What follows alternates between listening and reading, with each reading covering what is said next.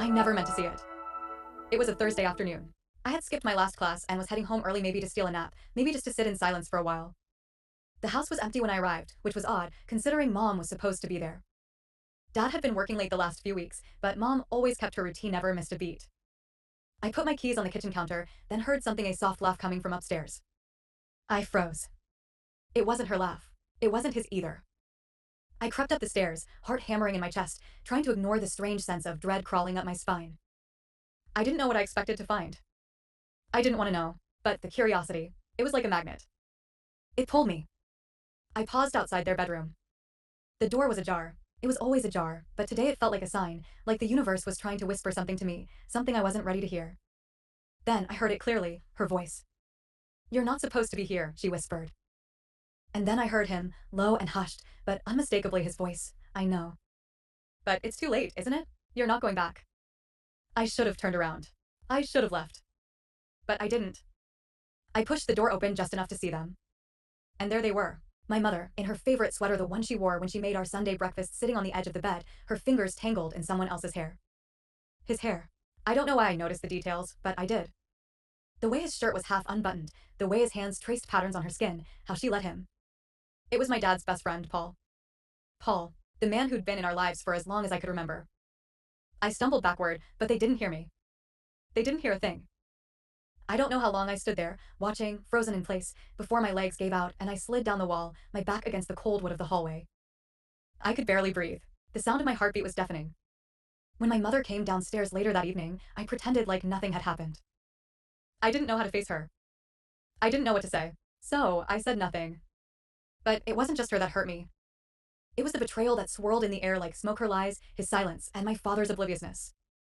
The house we lived in felt like a cage now, a gilded cage, suffocating us all. I had never seen either of them the same way again. Weeks passed in a blur.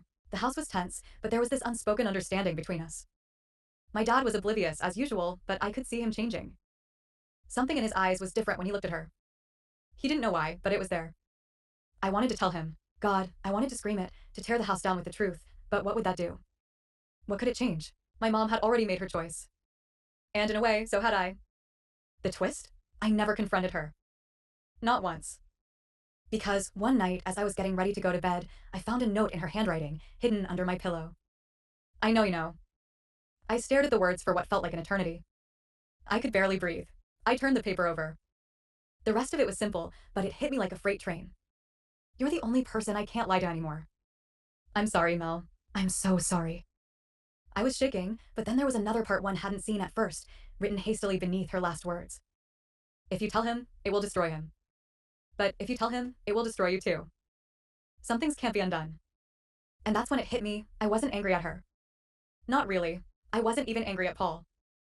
They were both broken in ways I didn't know how to fix. They'd made mistakes, huge ones. But they were just people, lost like I was. The hardest part was realizing that sometimes there are no villains in your story. Just humans, with their own fears, their own darkness. And I wasn't ready to carry their burden. So I chose silence. Not for her. Not for him, but for me. And I knew, even as I lay awake that night, my mind spinning with the lies and the secrets, that I'd never be the same. That there were things you just couldn't unsee. But there was also something liberating in knowing that, no matter how broken the world around you becomes, you always get to choose the way you walk through it. Maybe that's what growing up really is.